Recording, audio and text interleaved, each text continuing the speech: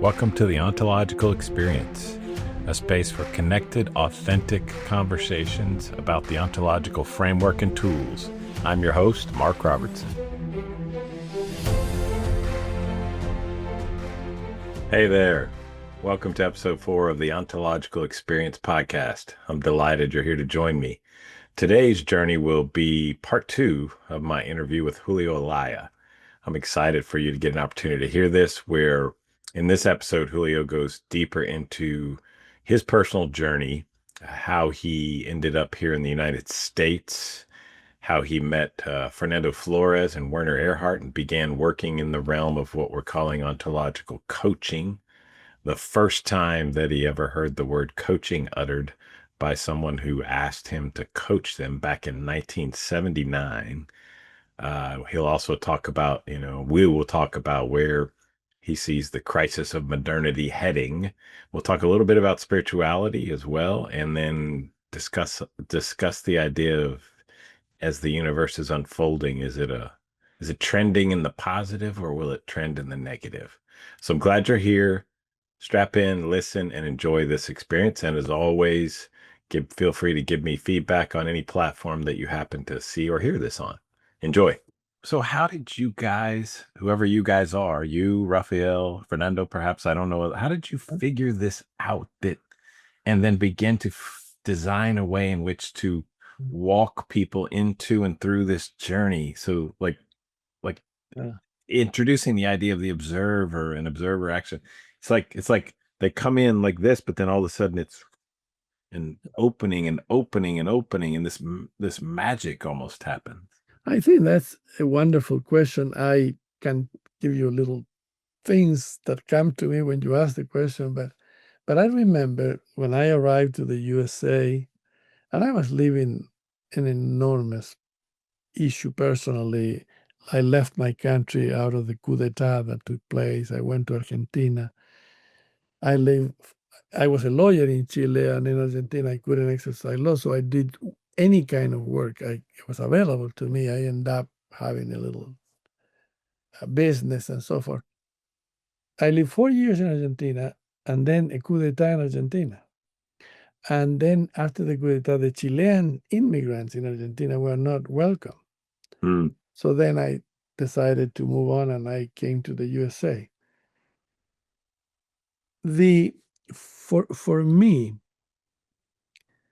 those days, even when I was immersed in the need to earn a living, I had to work and do so. But there was so much pain, and I wonder about why life has put anyway. I went through the whole thing of pain. Yeah. When I arrived into the USA, I was lucky enough to meet with someone that I knew politically, but we didn't have any connection physically, personally with them. Any connection of friendship or anything like that, was Fernando Flores. That was in the USA.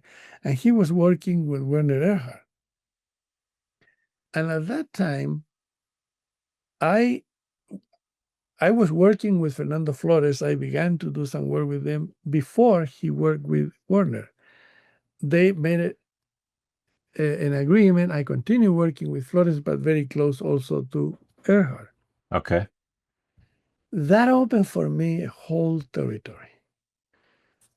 Because the pain, the coup d'etat, all that situation, suddenly I walk in a world that was a different reality. That shift of reality was extraordinary to me, extraordinary.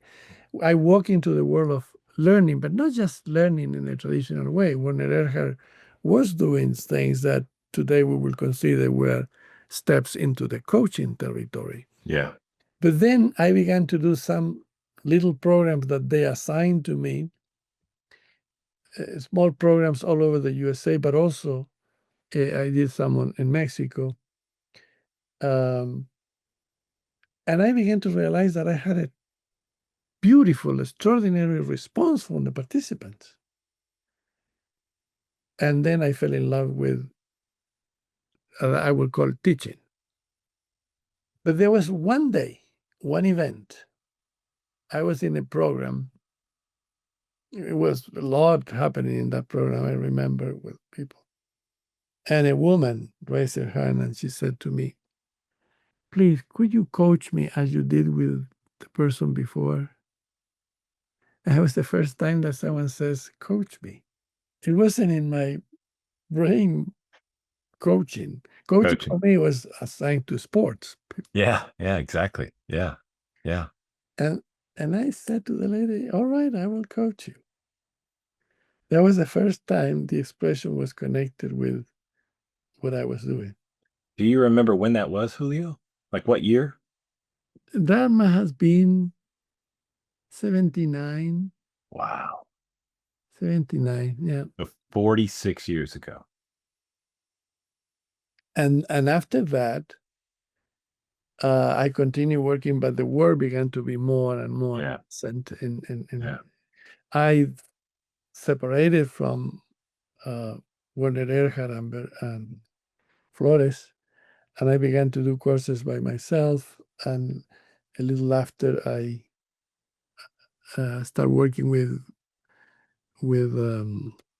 Rafael, and then little different ways. And but the word that connected that people began to use to say this is what they do was coaching. Okay. Yeah. So would you say that uh, it doesn't really matter, but I'm curious, like, was that the first time you think this way of working, this modality began being called coaching? Yeah, it was the first time because as I said, for me coaching was sporty. Sports. Yeah. Sports, that's the Yeah. territory. Yeah. But that happened, it caught my attention, but it began to happen more often in the programs and so forth. And suddenly the expression took over. Yeah. Yeah. Okay, I'm going to cut right to it. Mhm. Um, how do we so I think I shared with you when we talked the other day. I so want to get this, and I feel like I'm insulting it by calling it a framework, but that's all I know. Framework or template, worldview, the ontological framework and its tools, or we call them distinctions. I so want to get them out to as many humans as I can in this lifetime for me, in this country, perhaps Mhm. in particular. I want them to be exposed to it and work with it and integrate it enough that it becomes the observer they are, or at least get that started. Do you see that as possible? How do you see that happening? Like, I'm almost saying, Julio, coach me on how to best do that. Well, then we can look at the issues of level of consciousness. For instance, a person that is in the middle of modernity will not be looking for coaching in the way Right. they are say, train me to be more effective, train me to be more effective. How do the, connect me with people that boom, boom, boom. But when a person begins to have the typical breakdowns proper of the modern era, they open themselves. They begin to open themselves because a shift in the level of consciousness begin to take place. So the people that will come to programs like that are that kind of people or people who are already in postmodernity as a level of consciousness. They Hmm. are willing to. But for instance, I met a lot of um, business people who are in crisis, who were in crisis when I met them. And I work with them in different circumstances. And I noticed that for the first time, and they said to me very often, I never imagined that we would talk this thing kind of thing. I know. But they were open, they were not resisting. But someone that is in the middle of the model level of consciousness will not be They're open. not seeking coaching. Yeah. Yeah. They will be looking for training. They will be looking for, just simply teach me. Yeah. So we need a group of humans in our culture that are part of the group called the postmodernity group. And we can stand in front of them and go talk to them and say, hey, I've got exactly what you want Yeah. with ontological Yeah. coaching. A person that is in the postmodern level of consciousness is someone that definitely is open to a conversation of this sort, completely open, and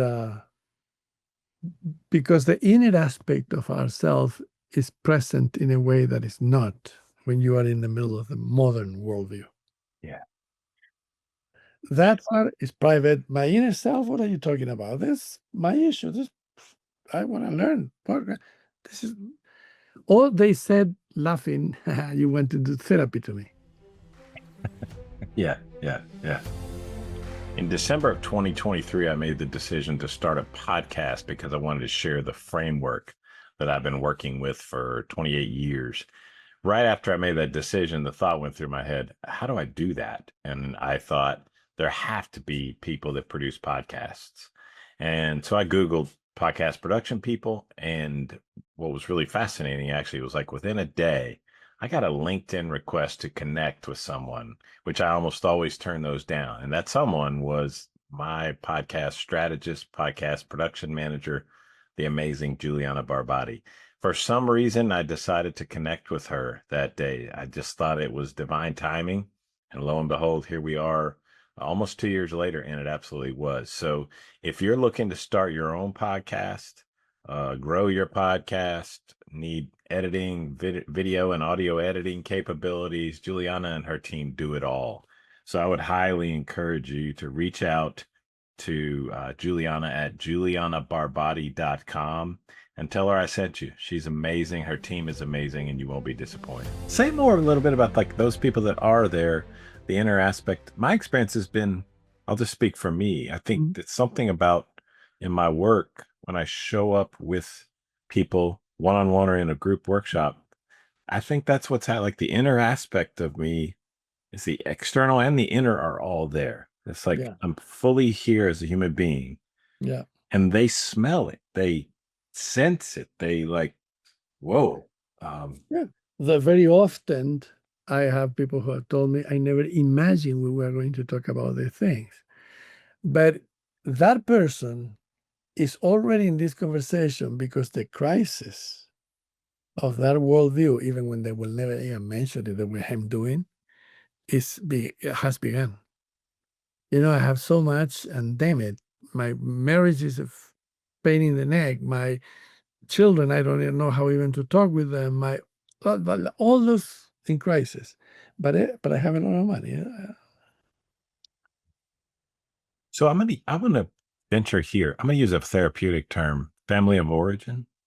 Mhm. Would you say that maybe then like what happens for an individual in their family of origin and the impact of that shapes the observer and they are and their habits of their way of being? Is it like the more of that or the stronger that is, it might be the thing that's in the way from listening deeply and realizing they're having struggles or troubles or in crisis? Does that, I don't know if that makes You sense. know, you know what I would like to put it is in a historical perspective. Okay.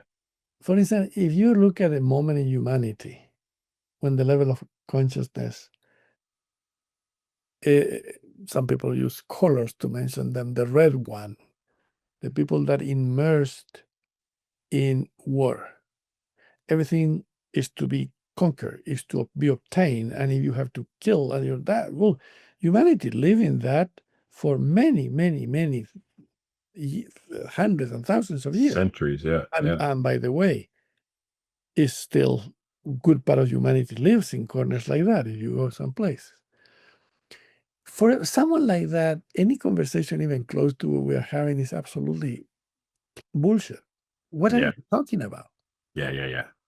Now, what happened when you break that and imagine in humanity, Roman Empire and the fall of the Roman Empire and the arrival of the Middle Ages. What happened? That worldview, the fight, the hard, the hit, the move, there's a moment that produce trouble, and to the to the level of any further, there's no any further, just collapse. Yep. And the level of consciousness that appears in the Middle Ages produce peace.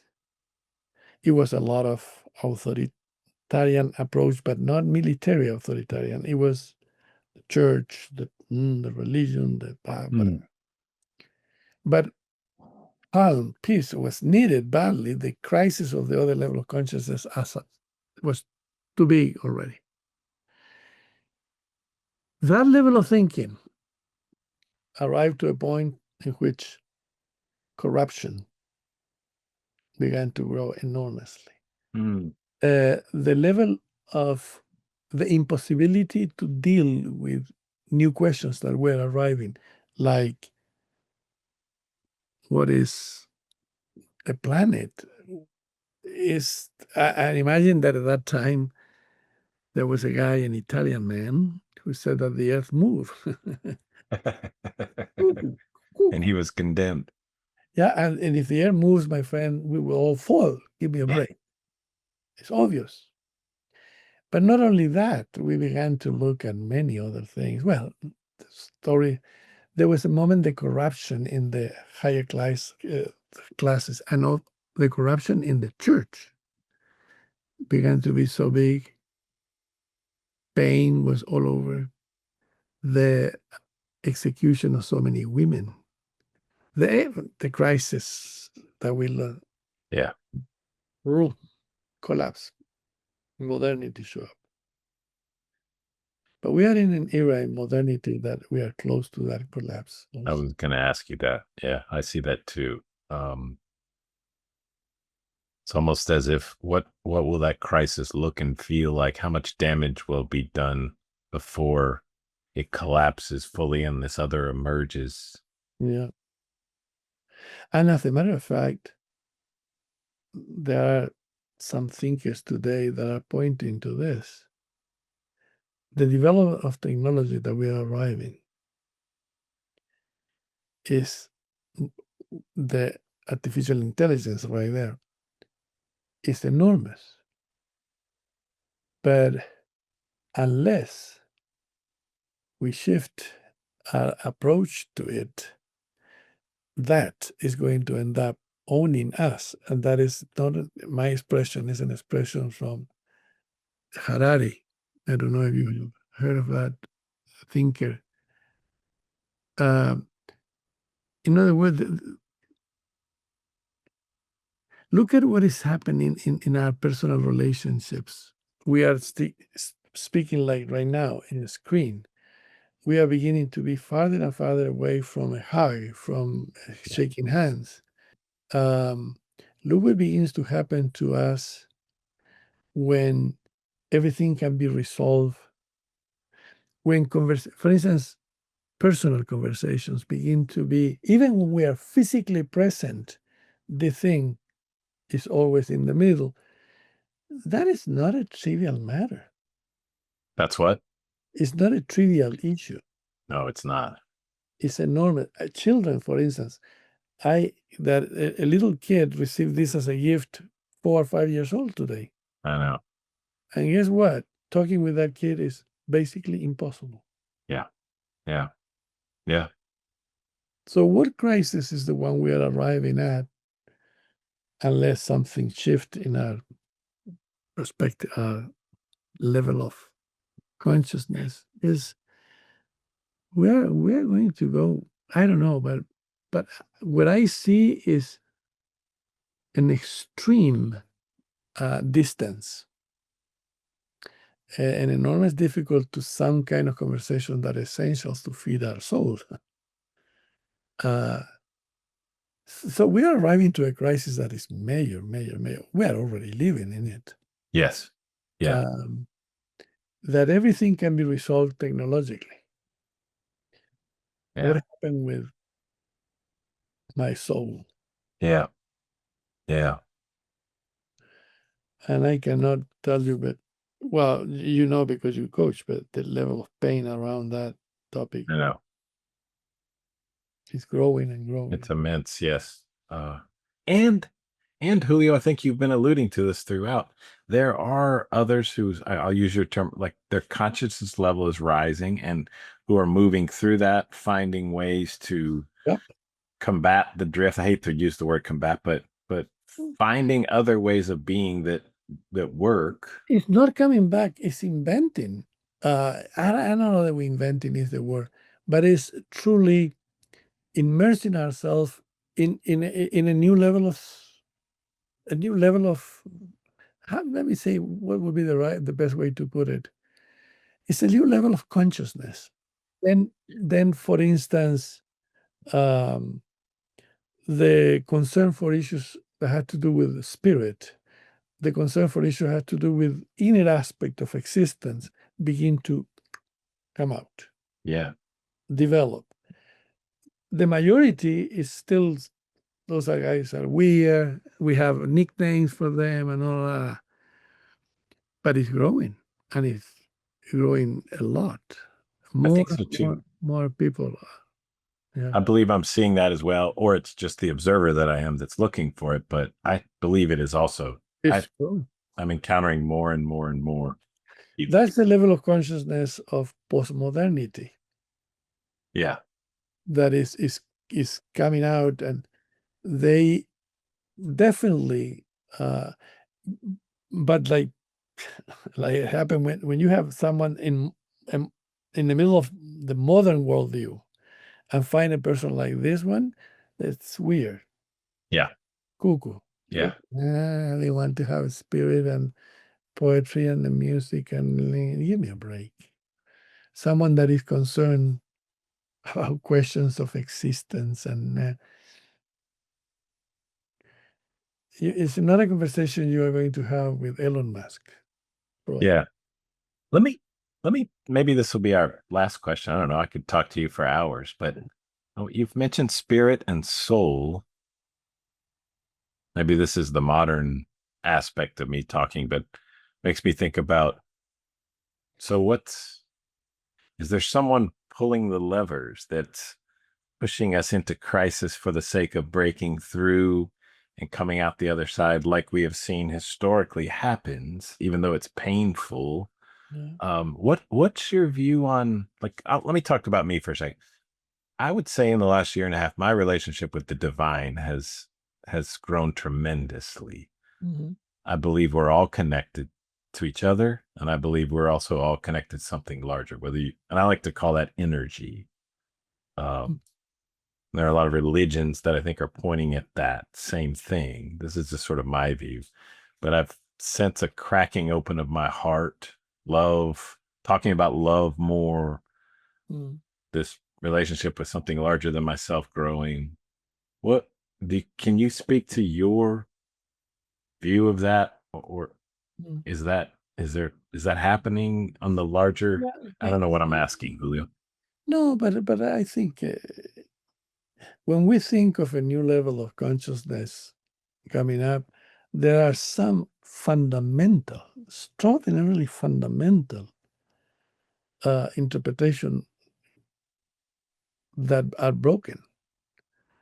When you think of someone in postmodernity, that person will not have a big issue, to use the expression soul. That person will be willing to consider the question about existence and life, and embracing the question of religion, and beginning to realize that my relationship with some entity higher than ourselves, but not necessarily put it in the context of the church. Right. So a lot of questions, and it is permission to transform in questions the breakdowns that you have been having in life as a consequence of modernity. Mm. So I have so much money and look where I'm living. Or, you know what, we have had success in our company, but our marriage is a disaster. Yeah. You know, or even more is simply that there's a moment in which you listen, you read, you look, and you are open to transform those answers that you have lived with now in questions. And then, Mm. wow, well, what is really God? I thought I knew. Yeah. Yeah. Or uh, how far we need to grow economically. How much can we? There are questions that at the beginning sound like little things, but they begin to truly transform our worldview. And it's in that territory where coaching is there. It's not that we are against being productive or develop. No, no, no. It's only that there's a whole territory of existence that we left out in our view. And suddenly our eyes begin to call. Yeah. Yeah. Yeah. Yeah. Beautiful. What a beautiful. I want to say, I love the ways about answers and quite like, I see those questions being, I hear Yes. experience. I have them in my conversations with others. I see it on mainly LinkedIn. I see that like Yeah. we're going there. We're living in those questions more. Because when I talk with someone that is immersed in the modern level of consciousness, this conversation we're having is okay, guys, give me a break. Go to work and make. Yeah. With certainty. Yeah. They're certain about that. Oh yeah. Yeah. This is not something. But I see more and more in my life the amount of people moving to a new level of consciousness is extraordinary to watch, to listen. That's encouraging to hear. Yeah, oof. But you say what is happening every level. Look what is happening in international relationships.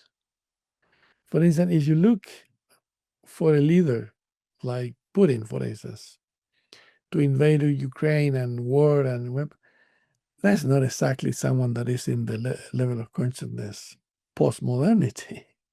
Yeah. Is hooked in the middle of modernism Yeah. and competition and this and that. And someone like that. But we see how. But you have leaders, for instance, in Europe these days that I've been listening to them. Surprising to listen to that. There's a woman, I forgot her name, that has a very important role in the European Union organization. When I listened to her speaking, I said, "My goodness, the way she's reflecting, the way she's presenting, Mm-hmm. the holding, considering things that usually in politics is not the language.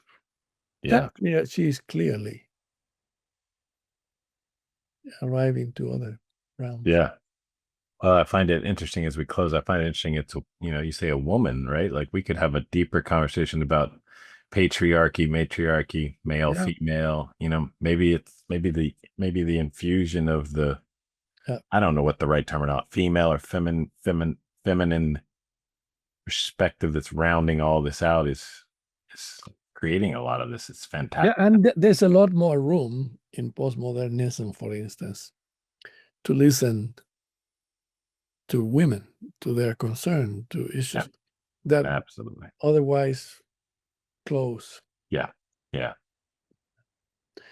And postmodernity is not the end of the road. No. There are people that have crossed postmodernity, very few, but they have. Hmm.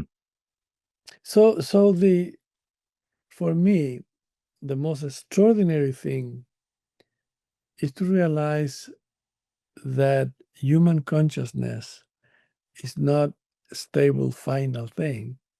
Rather, we are emotional and we have no idea how far we can go in that motion. Right. Right.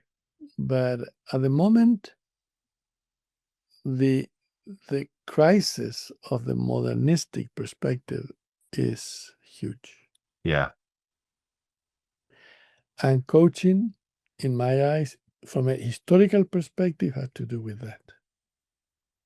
Say that again from a historical perspective. Coaching has to do with the profound crisis of modernism as Yeah. a level of consciousness. A way to address that. He says, for you to engage only just in the idea of coaching, you are already moving away from modernism as the key perspective. And I was very aware when this work began that in the process I began to see how the kind of people that were attending our programs clearly didn't have the prevalent worldview. They were breakers. They were breaking some wholeness, some coherence. And that was for me such a clear way to see what later I learned from this guy. He thought about the level of consciousness. What is his name? I forgot right now. Ken Wilber? No, it's not Ken Wilber. It's another guy who he used the expression for the first time that we are using now. Level of consciousness is. Let me see. Yesterday I was looking at that. See my memory. Anyway, he is a psychologist, and he wrote a book on the topic in 1950 something. That was the first. Oh, wow. The first guy talking about level of consciousness. Wasn't Thomas Kuhn, was it? No, but I can tell you because see, yesterday I was looking at that. Yes. Let's see if it comes to me. What is his name? It'll probably come to you right after we finish. Yeah, we hang up and yes. Yeah. Anyway, I think the guy was extraordinary what he brought. Later, people like Ken Wilber and others began to include also that. But he's the one who put it in front of us. Nice. We know the generative power of language. Oh, extraordinary. Yeah. Well, Julio. Yes. I'm going back. I'm going to ask this and then we'll wrap up. Are you optimistic that we will get there and we will surpass, enough of us will get to postmodern and beyond, and we'll keep on going? It's a good question. I don't have the answer. I am cautious because even this guy, the author of the distinction of level of consciousness so forth, but others later have been pointing to the fact that we are in such a critical moment in human history that it could go either way. Yeah, we're sitting on this fine. Right. And we have weapons and all of that for us to disappear as humanity. Right. So we are in that edge. And a woman like that in the European Union is, for instance, one sign of hope for me. Yep. But what I see in Putin and other people is exactly the other direction. But we are in a moment in which we can truly go either direction. And by the way, every time that I do my work, this is a concern that is behind what I'm doing. If the perspective that we have been talking about grows, we are closer to have peace. You said closer to having peace? Oh, I love that. I love that. When I work one-on-one, I know that I'm not talking only to one individual and isolated. No. If that human being takes in his voice what we call postmodernism, what we have been speaking about, I feel immediately a sense of hope and peace. But there are in history other signs that point in the other direction. Right. Plenty. Yeah. Mm-hmm. Well, I suggest we leave it here. What do you think? I am so glad. It's an hour and a half already. Beautiful place to end, I think, Julio. Thank Yeah. you. Thank you so much for your time, your Appreciate. energy, your lifelong commitment to this. I'm I'm grateful you willing to share this time with me and help me get started in this piece. Thank you, Mark. I truly appreciate. Thank you so much for the invitation, and let's end by feeding this wish we have for peace in this land, Yeah, for learning to coordinate in a different way. I love it. As a child of a military upbringing, uh, Yeah. I'm all about peace. Yeah. Beautiful. Thank you again. Thank you, Bye-bye. Julio. Take care. Be well, sir. You too. Bye-bye. Bye-bye. Thanks for being part of the ontological experience. Until next time, remember, be yourself. Everyone else is taken.